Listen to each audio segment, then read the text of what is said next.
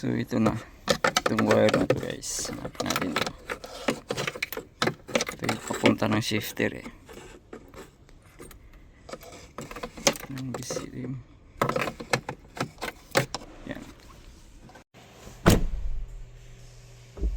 At ayan po. Dumating na yung parts natin.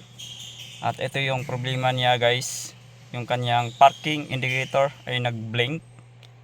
So tapos ko na po itong dinadiagnose, no.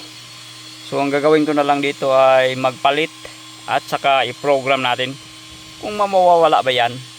At may kamahalan naman yan. So let's go.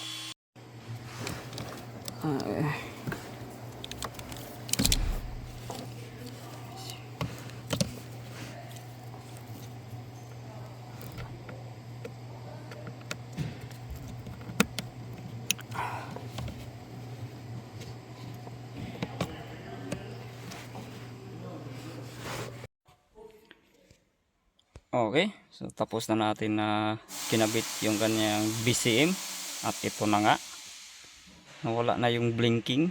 So program muna natin to guys. Ito na guys, functional na.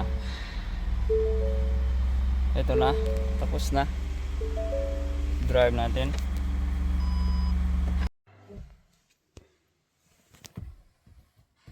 Okay, no? So final testing natin guys. Start natin. Yung reverse. Right. Yung. So all goods na yan guys. Off muna natin. Remote. Okay. Remote. Okay. That's good.